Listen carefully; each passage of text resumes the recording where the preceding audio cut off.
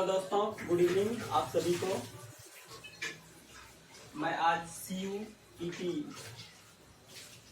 Entrance का preparation के लिए क्लास स्टार्ट कर दिया हूँ, जैसा कि मैंने वादा किया था।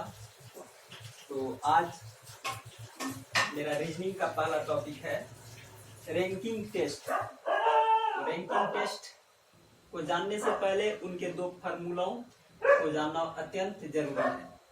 तो फार्मूला पहला ये है, अगर रैंकिंग टेस्ट निकालना है तो ये दोनों फार्मूला आप समझ ले या नहीं तो नोट कर लें।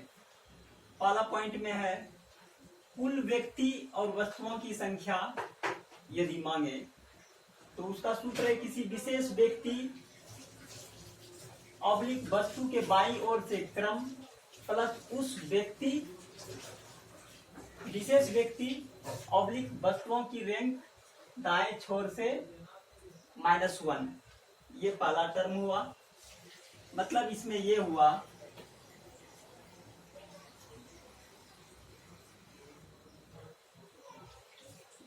A + B-1, ये सूत्र लगेंगे। और दूसरा लॉजिक है, विपरीत दिशा में किसी व्यक्ति की स्थिति अगर रहे तो उस पंक्ति के कुल व्यक्तियों की संख्या माइनस दी गई ओर से समान व्यक्ति ऑब्लिक वस्तुओं की स्थिति +1। मतलब इसका हो गया A + B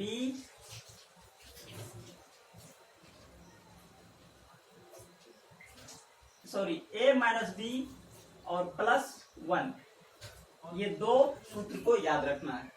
तो आइए इन्हीं सवाल की ओर चलते हैं। ये क्वेश्चन नंबर आज 1 से 5 कराएंगे। तो पहला क्वेश्चन है मेरा, लाइट आ रहा है? एक मिनट। तो मेरे मित्रों, अगर आपको लगता है कि हम अपने सपनों की उड़ान को आगे बढ़ाएं तो आप जरूर अपने समय को बर्बाद ना करें, प्रैक्टिस सेट बनाएं और इम्पोर्टेंट सिलेबस को पढ़ें। तो मैं आज बताऊंगा आपको, रैंकिंग का पहला सवाल है, सीता एक कक्षा में, सपोज ये सीता है, कक्षा क्या रहेगा? ये कक्षा। सीता एक कक्षा में ऊपर से 16वें स्थान पर, यही ये कक्षा है। और इसी में ऊपर से स्थान, ये हो गया ऊपर और ये हो गया नीचे। ऊपर से स्थान कितना बता रहा है यहाँ? 16वां। तो आप यहाँ 16 लिख दीजिए। ये 16वां स्थान किसका है? सीता का। और नीचे से क्रम कितना है? 17वां। ये आपका नीचे से क्रम कितना है? 17वां। ये भी सीता का क्रम। तो अब पूछ रहा है, कक्षा में कितने विद्यार्थी हैं? अगर एक ही नाम कंडीशन में रहे तो उनमें से सिंपल लॉजिक लगा देना है। तो लॉजिक ये है, A + B और क्या होगा? A + B -1, इस सूत्र से बन जाएगा। मतलब कि 16 ऊपर से प्लस 17 -1। तो ये हो गया हल करके 33 - 1 = 32। आपका आंसर हो गया। तो बहुत ही सिंपल क्वेश्चन पूछा जाता है CUET एग्जाम में, CUET UG और PG के एग्जाम में। तो ये सवाल मेरा कंप्लीट हो गया। आई होप आप जो है इसे समझ पाए होंगे। अब आते हैं हम दूसरे सवाल पे।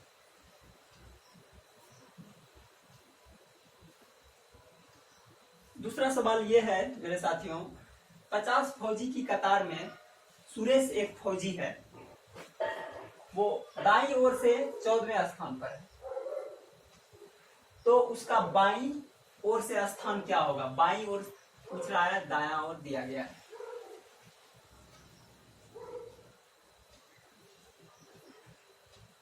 तो ये हो गया दायां, ये हो गया बायां। फौजी कितना है? 50। ये टोटल फौजी कितना है? यहाँ कुल फौजी 50। इनमें से दायां स्थान दिया हुआ है, तो ये दायां स्थान, ये 14वां स्थान है। तो बायां स्थान पूछ रहा है, ये बायां स्थान पूछ रहा है, बराबर व्हाट। तो इसका एक सिंपल सा लॉजिक है, इसका सूत्र हो जाएगा मेरे साथियों,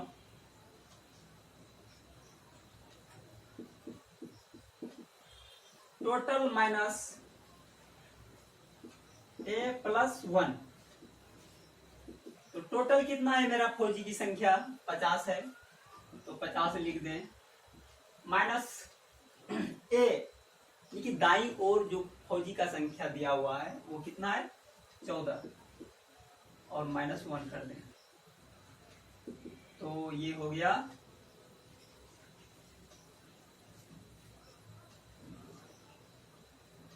36 - 1 = 35 आंसर हो गया।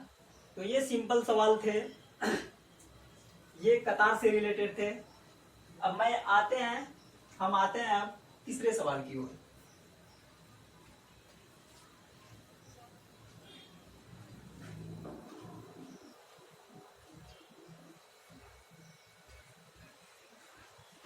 तीसरा सवाल है, एक कतार में रवि सामने से 20वें स्थान पर और पीछे से 28वें स्थान पर। कतार है, ये कतार हो गया, ये दोनों कतार में कौन खड़ा है? रवि। और सामने से, ये सामने से कितना स्थान पे है? 20वें स्थान पे है, और पीछे से 28वां स्थान। इस तरह के सवाल में हमें ये चीज याद रखना पड़ेगा,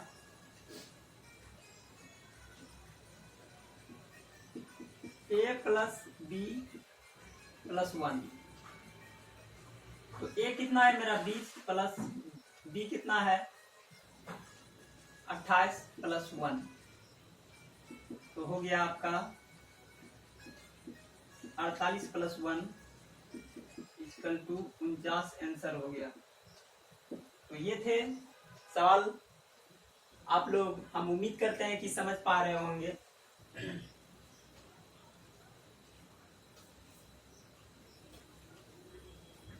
आपको जो एग्जाम में क्वेश्चन पूछा जाएगा वो स्थान पूछा जाता है, और यदि स्थान के लॉजिक को समझ जाएंगे आप, तो आपसे सवाल कभी छूटेगा नहीं। तो इसी क्रम में अब चौथा सवाल लेते हैं।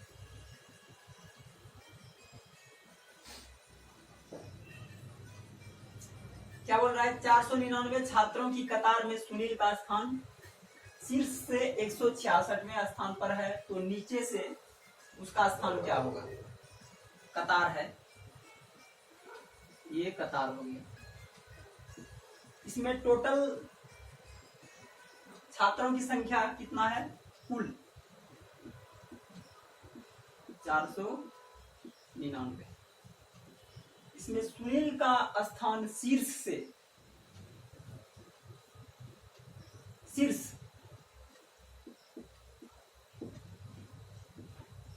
से ये शीर्ष हो गया। सपोज आप इस तरह बनाएंगे तो ये सुनील का जो शीर्ष स्थान है, शीर्ष से कितना है 66वां, 166वां, ये शीर्ष से। तो इस तरह के सवाल में आपको क्या करना है, टोटल माइनस वन साइड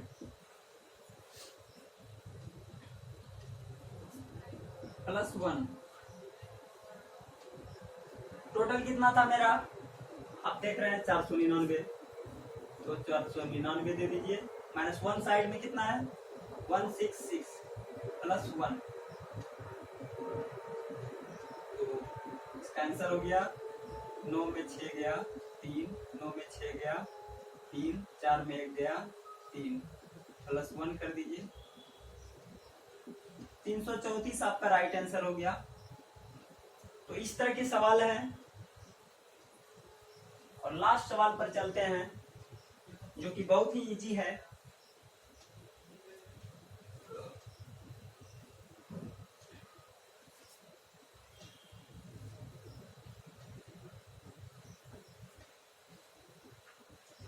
क्या कर रहा है सवाल में, राम एक कक्षा में ऊपर से 20वें और नीचे से 15वें क्रम में,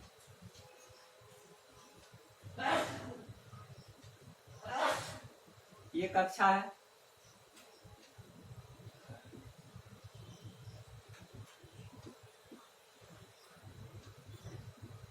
ऊपर से कितने स्थान पर है 20वें स्थान पर, यहाँ 20 लिख दीजिए आप।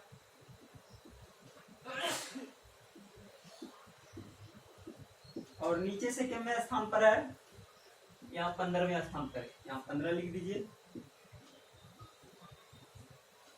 तो उस कक्षा में कितने विद्यार्थी हैं। तो इस तरह के सवाल में जब एक ही पार्टिकुलर